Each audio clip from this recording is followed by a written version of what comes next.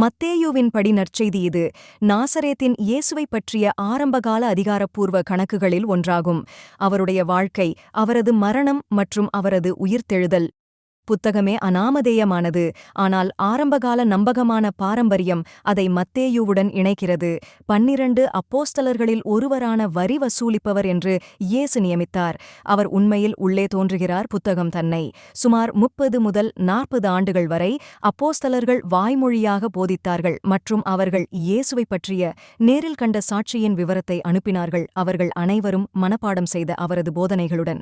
மத்தேயு இந்த அற்புதமான திரைச்சீலையில் இவை அனைத்தையும் சேகரித்து ஏற்பாடு செய்துள்ளார். மேலும் இயேசுவைப் பற்றிய சில கருப்பொருள்களை முன்னிலைப்படுத்த புத்தகத்தை வடிவமைத்தார். இந்த காணொளியில் புத்தகத்தின் முதல் பாதியை மட்டும் பார்க்கப் போகிறோம். குறிப்பாக இயேசு எப்படி இருக்கிறார் என்பதைக் காட்ட மத்தேயு விரும்புகிறார். தொடர்ச்சி மற்றும் நிறைவு இஸ்ரேலில் கடவுளைப் பற்றிய முழு விவிலியக் கதை. 1. தாவீதின் பரம்பரையிலிருந்து வந்த இயேசுவே மெசியா என்று. 2. அவர் மோசஸ் போன்ற ஒரு புதிய அதிகாரப்பூர்வ ஆசிரியர் என்று.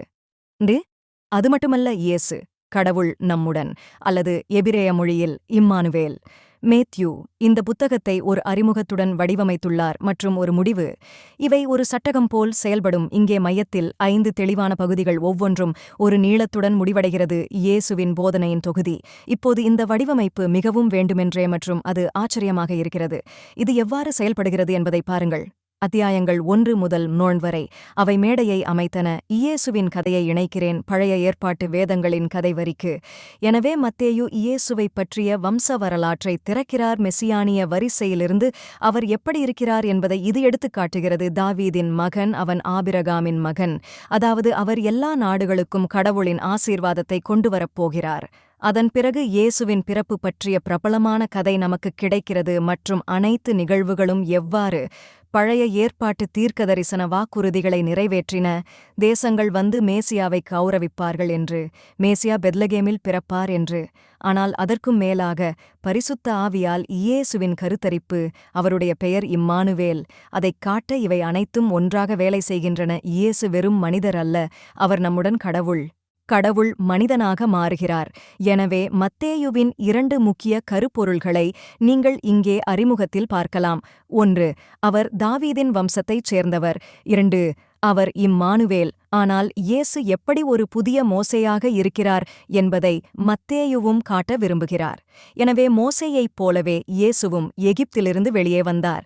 அவர் ஞானஸ்நானத்தின் நீர் வழியாக சென்றார். அவர் 40 நாட்கள் வனாந்தரத்திற்குள் நுழைந்தார். பின்னர் இயேசு ஒரு மலையின் மீது ஏறுகிறார், அவரது புதிய போதனையை வழங்க. எனவே இவை அனைத்திலும் மத்தேயு அதை கூறிக்கொண்டிருந்தார். வாக்களிக்கப்பட்ட மோசே உருவத்தை விட இயேசு பெரியவர். இஸ்ரவேலை அடிமைத்தனத்திலிருந்து விடுவிப்பவர் யார்? அவர் அவர்களுக்கு புதிய தெய்வீக போதனைகளை வழங்கப் போகிறார். அவர்களுடைய பாவங்களிலிருந்து அவர்களை காப்பாற்றப் போகிறார்.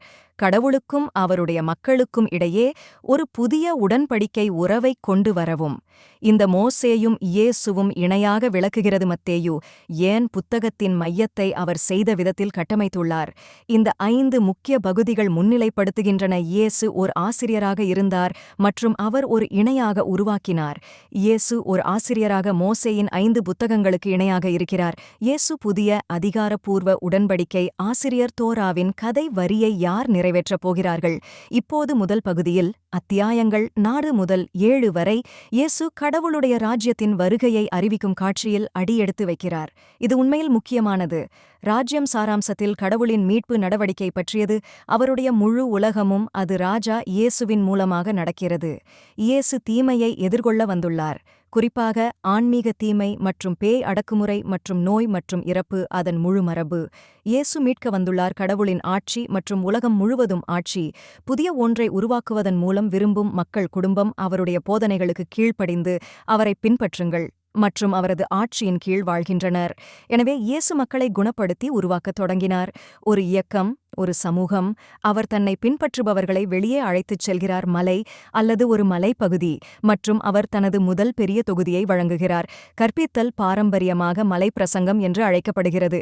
இயேசு அவரை பின்தொடர்வது எப்படி இருக்கும் என்பதை இங்கே ஆராய்கிறார் மற்றும் கடவுளின் ராஜ்யத்தில் வாழ இது ஒரு தலைகீழான ராஜ்யம். அங்கு சலுகை பெற்ற உறுப்பினர்கள் இல்லை. எனவே ஏழைகள், யாரும் இல்லாதவர்கள், செல்வந்தர்கள், மதவாதிகள் அனைவரும் அழைக்கப்படுகிறார்கள் மற்றும் மனந்திரும்புவதற்கு அழைக்கப்படுகிறார்கள் மற்றும் இயேசுவை பின்பற்றி அவருடைய குடும்பத்தில் சேர வேண்டும். ஒதுக்கி வைக்கத்தான் இங்கு வரவில்லை என்று இயேசு கூறுகிறார் தோரா அல்லது பழைய ஏற்பாட்டின் கட்டளைகள். மாறாக அதையெல்லாம் நிறைவேற்றவே அவர் இங்கே இருக்கிறார். அவரது வாழ்க்கை மூலம், அவரது போதனைகள் மூலம். அவர் தனது மக்களின் இதயங்களை மாற்ற இங்கே இருக்கிறார். அதனால் அவர்கள் கடவுளை உண்மையாக நேசிக்கவும் தங்கள் அண்டை வீட்டாரை நேசிக்கவும் முடியும், அவர்களின் எதிரி உட்பட. ராஜ்யத்தைப் பற்றிய அவரது சிறந்த போதனையை முடித்த பிறகு அடுத்த பகுதி இயேசு கொண்டு வருவதைக் காட்டுகிறது. மக்களின் அன்றாட வாழ்வில் ராஜ்யம் யதார்த்தமாகிறது. எனவே மத்தேயு இங்கு இயேசுவைப் பற்றிய 9 கதைகளை அடுக்கியுள்ளார். கடவுளுடைய ராஜ்யத்தின் சக்தியை கொண்டு வருகிறது உடைந்த மக்களை காயப்படுத்தும் வாழ்க்கையில்.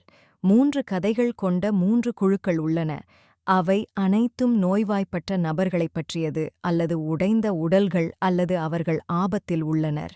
இந்த கிருபை மற்றும் வல்லமையின் செயல்களால் இயேசு அவர்களை குணப்படுத்துகிறார் அல்லது காப்பாற்றுகிறார். சரி, இந்த முக்கோணங்களுக்கு இடையில் இயேசுவின் அழைப்பைப் பற்றிய 2 இணையான கதைகளை நாம் காண்கிறோம். மக்கள் அவரை பின்பற்ற வேண்டுமென்று மத்தேயு இங்கே ஒரு கருத்தை கூறுகிறார். ஒருவர் மட்டுமே அனுபவிக்க முடியும் அவரை பின்பற்றுவதன் மூலம் இயேசுவின் கிருபையின் சக்தி மற்றும் அவரது சீடராக மாறுதல்.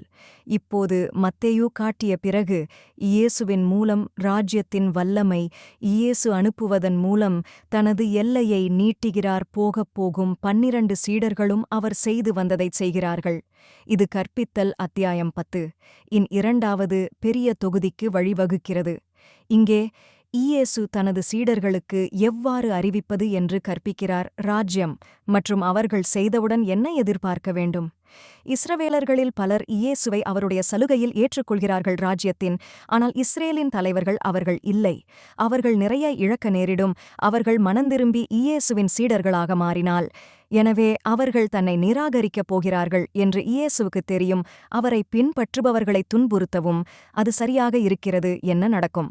அடுத்த அத்தியாயம் 11 முதல் 13 வரை இயேசுவுக்கும் அவருடைய செய்திக்கும் மக்கள் எவ்வாறு பதிலளிப்பார்கள் என்பது பற்றிய கதைகளின் தொகுப்பை மத்தேயு சேகரித்துள்ளார். இது ஒரு கலவையான பை. எனவே சில கதைகள் நேர்மறையானவை. மக்கள் இயேசுவை நேசிக்கிறார்கள் மற்றும் அவர் மேசியா என்று நினைக்கிறார்கள். மற்றவர்கள் ஜான் பாப்டிஸ்ட் போல நடுநிலையானவர்கள் அல்லது இயேசுவின் சொந்த குடும்ப உறுப்பினர்கள் கூட இயேசு தாங்கள் எதிர்பார்த்தது போல் இல்லை என்பதை தெளிவுபடுத்துகிறார்கள்.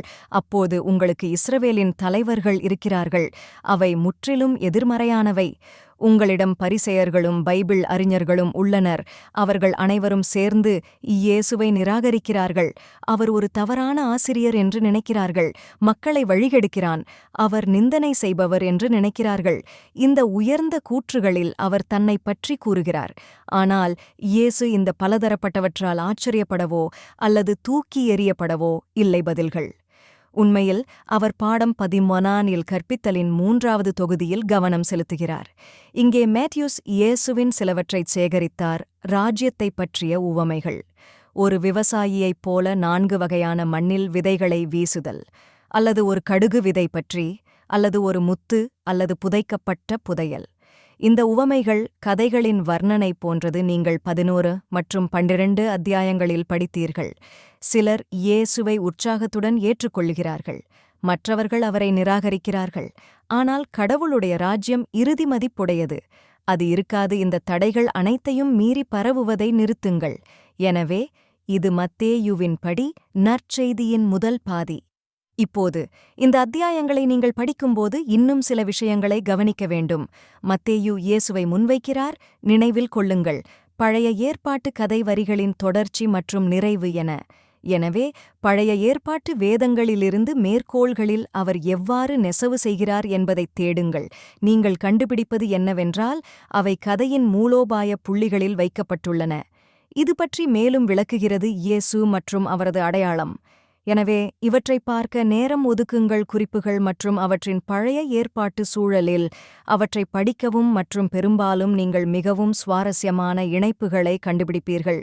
கடைசியாக ஏற்றுக்கொள்ளும் நபர்களின் வகைகளுக்கு கவனம் செலுத்துங்கள். இயேசு மற்றும் அவரைப் பின்பற்றுங்கள்.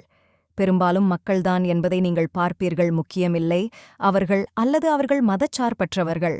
இவர்கள்தான் மக்கள். இயேசுவின் மீதான நம்பிக்கை அல்லது நம்பிக்கையால் மாற்றப்பட்டு அவரை பின்பற்றுங்கள். மதவாதிகளும் பெருமையுடையவர்களும் தான் அவனால் புண்படுகிறார்கள். அப்படியென்றால் இயேசுவுக்கும் இஸ்ரவேலுக்கும் இடையே இந்த பதற்றம் எப்படி இருக்கிறது? தலைவர்கள்தானே விளையாடப் போகிறார்கள். மாத்யூவின் 2ஆம் பாகத்தில் பார்ப்போம். நன்றி. Like and subscribe.